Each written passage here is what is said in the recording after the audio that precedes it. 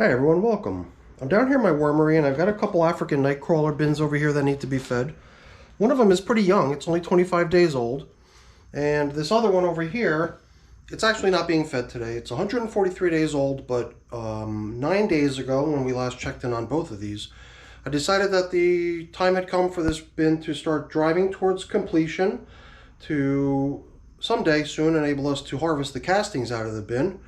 So what I like to usually do after a normal session of composting that goes, weeks and weeks and weeks, is just stop for a while, let the worms work down whatever lingering bits are still in the system. So that's what I refer to as foraging, which is what this bin has been doing for the past 9 days. So we're going to check in on it, make sure everything's going okay in here in that state. And then I've also got a little bit of food on the bench that we're going to give to the new bin over there. So why don't I get a glove on and bring one of these bins out on the bench and we'll get to work. Alright, so what we're starting with here is the older one, the 143-day bin, which composted over the course of 15 feedings for 134 days. Like I said earlier, 9 days ago when we last checked in here was when it received its last feeding. And for the next few weeks, we're just going to let it go. We're going to see how things progress in here. The hope is that they're going to eventually start breaking down all the little scraps of food that they've got left. And I even wondered if they might start turning their attention to some of these paper covers if they run out of food. I wonder if that might be some of the signs of that here already. Little holes developing in that piece of paper that I usually use as an indicator to show where I last fed, but since we're not feeding anymore, I guess maintaining a feeding zone indicator is, kind of irrelevant. Naturally, it will show us where we last fed the bin, which was down the middle. And I'm thinking what I'm going to try to do here is see if I can just collect up a lot of these large chunk materials that have been sitting out near the surface and getting a little bit dry. And see if I can maybe get in the habit of trying to not let this stuff sort of become condemned to the top surface and always remain out there and never get any attention. Seems to me like if you scrape back some of that dry stuff that's not getting much attention, you get right down into some really nice castings already. And maybe after we check out how the feeding area is progressing, we can maybe introduce that stuff right down there, since maybe that's probably, I don't know, maybe not, but maybe that's where we're going to find most of the action in the bin, since that's where the food was added. So the stuff they got last week was stuff that probably should have gotten them pretty psyched up, all kinds of pretty easy to eat, fast type foods. One of them was cantaloupe rinds, and you can see right away that's the skin, the tough part of the skin at least. Some of the skin's already been eaten up, the really soft parts in between that woody, interestingly shaped material. Other things that I remember were placed in here. I think there were some Brussels sprouts, leaves. I don't even remember what else was put in here, but it looks to me almost like the only things left are these kind of tough portions of the cantaloupe rind. Other than that, all I'm finding down here is castings. So they're doing a wonderful job breaking this stuff down. Oops, just buried up some of this stuff that we plucked out. So this is all food. We're going to treat that as the stuff we're going to put down where the action is, right? Keep it over there with all that stuff that had been neglected over the past week or so. And we're going to plop that right down where we found all the action going on and where all the worms are. Maybe that'll help that stuff get a little bit more attention, help it all get a little bit closer to the finish line. So let's do that. Let's start mixing in some of the stuff that has just been sitting out on the top, kind of drying, kind of not going anywhere. And we'll get it down where we know there's a whole bunch of worms hanging out enjoying the leftovers of the last feeding. This is a nice bin so far. I mean, what we've seen is a pretty good amount of worms hanging out within the castings down here near where the food was applied.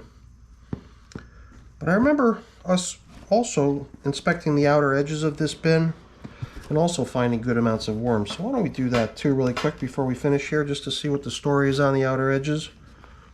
Because previously we had found good amounts of worms hanging out even over on the outer edges, even though there was no food being applied there. And I see we still kind of have that same situation going on.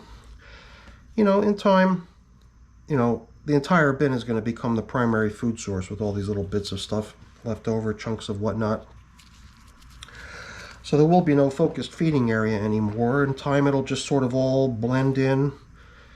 At this point, you know, if we find a certain number of worms anywhere in this bin, it'll probably be representative of the entire bin as far as worm density within the material. You know, here's something that I really doubt is going to go anywhere. It's like a plum pit or something like that. So I'm going to put that over there with the rest of the food that we're given to the next bin. That seems like a more likely place to have that possibly go somewhere. Although I don't remember ever really composting pits in the past. They must have just snuck in with my worm food by accident. And, you know, I'm not expecting it to break down very quickly either. So it's a tough little something, that's for sure. Now over on this side, it seems like not quite as much action going on. I mean, I'm definitely finding worms and lots of nice castings, but certainly not in the amounts that we saw elsewhere in the bin. So I guess this side of the bin where the label is attached on the outside seems to be the section that they're not quite as interested in hanging out in for whatever reason. But glad to see that things in here are coming along pretty good. I'm debating on how to leave this in terms of coverings. It does feel like it could stand to dry a little bit more because the material is not overly damp or anything, but it's also not overly dry either. I mean, it's right in the middle, seems to flow pretty well. I don't know, do I want to let it dry anymore? I mean, I am covering up pretty thoroughly with the coverings I've used so far, but you know what? I'm thinking, why don't we eliminate this too, since we're no longer feeding here. Maybe we could just use it as bedding for the feeding of the next African nightcrawler bin. This will probably work well as a nice little feeding supplement. And we'll just stick with these two pieces of paper that have been doing a pretty good job covering things up. And we can tell for sure that there's no deterioration of these. So I'm wondering if in time the worms are going to start treating this as more of a food source, despite it being kind of close to the surface and tending to get a little bit dry out here. So very nice, 143 days old. I wonder how long it'll take before this really gets to that point where I might want to start trying to move the worms out of the material.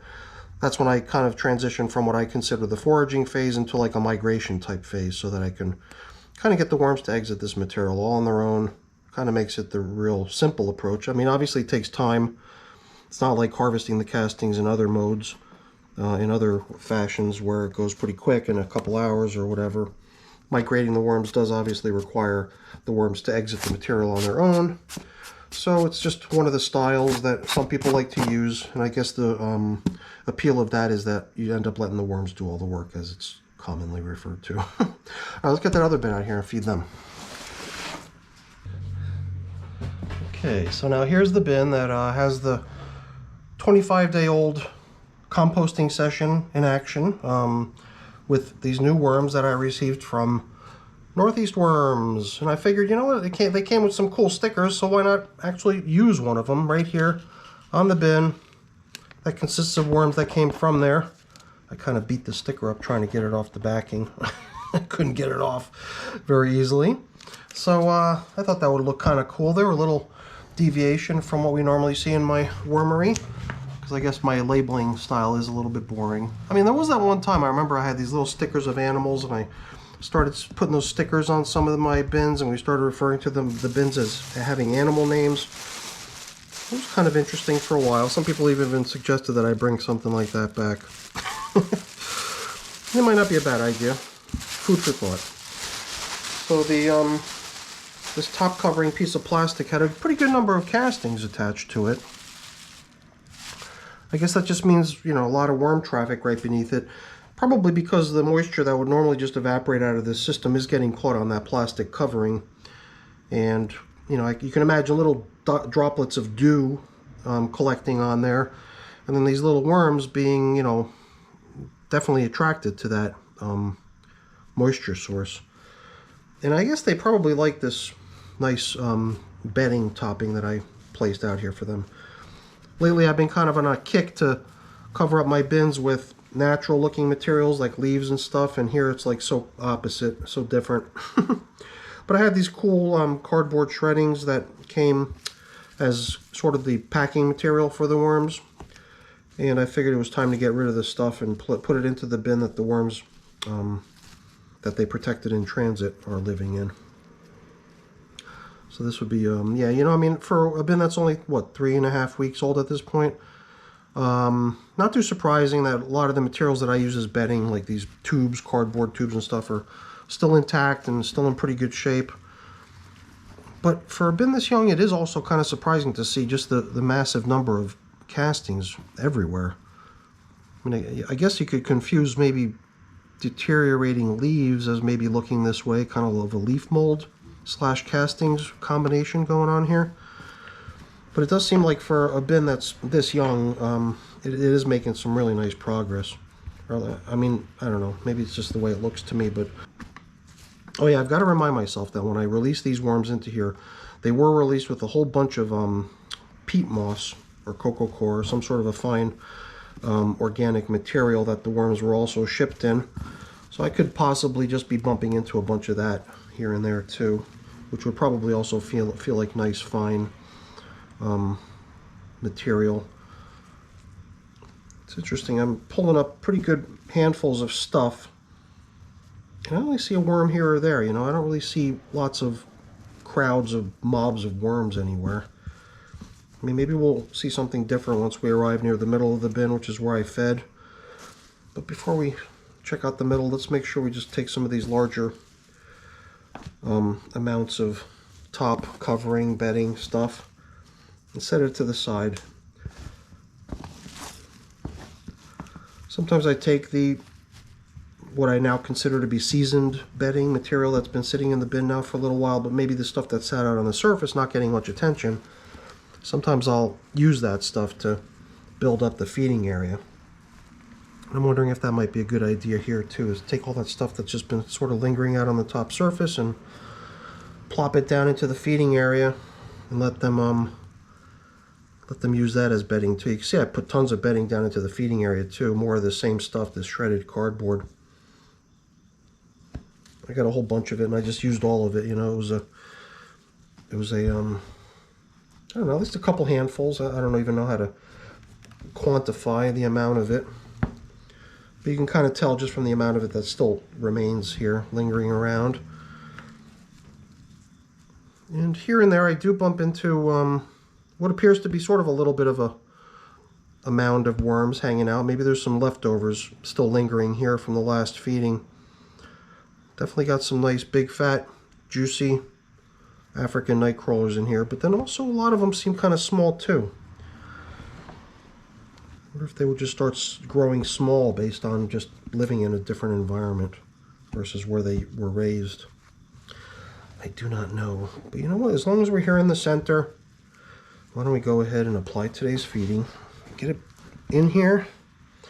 And you know, all this stuff that I scraped, let's actually hang on to this to cover back up with on the top. Place for the worms to hang out, to not only enjoy the moisture collecting on the plastic covering, but to also kind of squirm around within that bedding material. Figured what I could use is not only that coffee filter that we pulled out of the old bin that's now foraging, but I've also got this cardboard egg carton. See, one of the eggs actually cracked. And maybe we won't give them the whole thing. This seems like enough right here to give them as sort of a foundation for their feeding that they're getting today. I wonder how much this stuff will deteriorate between now and the next time we check in on this bin. I guess the average check-in time, last time we had 11 days till we check in, this time it's been 9 days. Its first feeding actually came 5 days after the bin was launched, so you know, been kind of jumping around here and there a little bit on the feeding intervals. So this is the stuff I pulled out of the freezer. There's a variety of things in here: greens, carrots, some grapes, so kind of a mix of fruits and veggies, a little this, a little that. I don't even really recognize all of it. This might be part of some scallions or something. This stuff actually looks like some of the stuff that I tried to save when my freezer pooped out not too long ago and everything started thawing.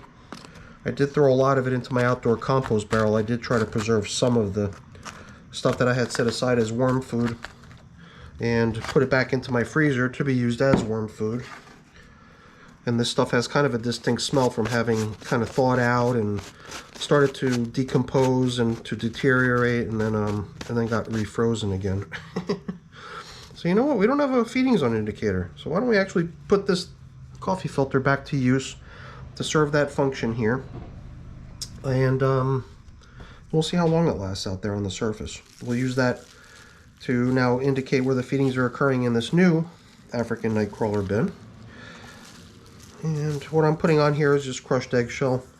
It's the form of grit that I use in my worm bin. Some people use sand, some people use pulverized crustacean shells. You know, you could use rock dust, whatever it is that you want to use as the grit to help your worms break down the foods that they're eating.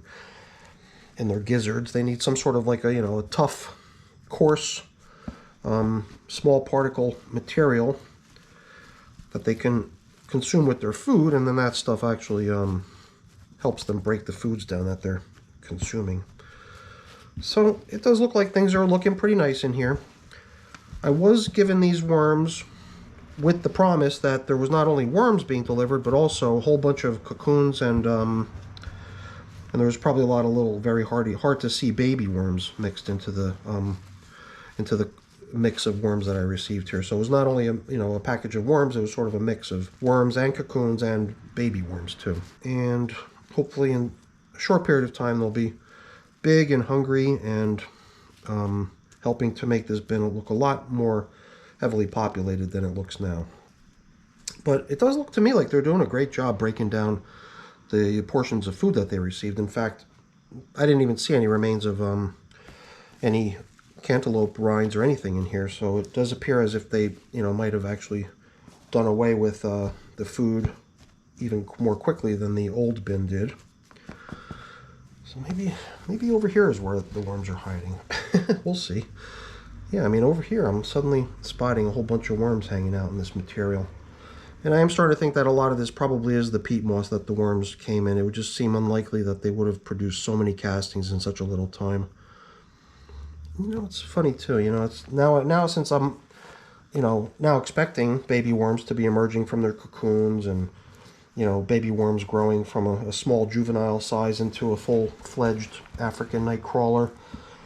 I guess I'm not going to be so surprised to find small worms in here, but I'll always keep wondering if maybe they were worms that came in the original group and were huge, like this guy right here, but have lost size over time. So, well, one of my viewers seems very knowledgeable, always has very interesting things to say, has suggested that what you got to do with African nightcrawlers to keep them big is to keep them away from the babies. So you got to actually start plucking them out after a few weeks and start introducing them into their own private environment where they can not have to compete with the babies, or at least I assume it has something to do with competing. But I have been thinking that I might want to try that. Sounds like a pretty interesting experiment to see if I am able to keep my African nightcrawlers nice and large, which would be kind of cool. So yeah, I think that's what we might do, but I don't have a bin to start that yet anyway, and I don't even know, it might still be too soon to start doing it, but that might be something that I give a try. It'll give me a chance to suddenly spawn off a third African nightcrawler bin. I think even the one that we checked before, the one that's currently foraging, I believe we do have enough worms in that environment too to possibly launch off 2 systems, and that's probably where I'm heading with what I got going on here today. So let's bring back this coffee filter, which was actually in the other bin, and put it to work here in the same capacity as indicating for us where the most recent feeding was applied, right down the middle, as usual. So that's pretty much all I've got going on today for my African nightcrawlers. Hopefully you enjoyed the video. I appreciate you sticking around and keeping me company to check out what's going on here. If you enjoyed the video, then please, don't forget to leave me a quick thumbs up. That's always really appreciated. And, if you haven't done so already, please also consider subscribing to the channel too. That's really appreciated as well. All right, everyone. Thanks for watching. Have a great day. Bye now.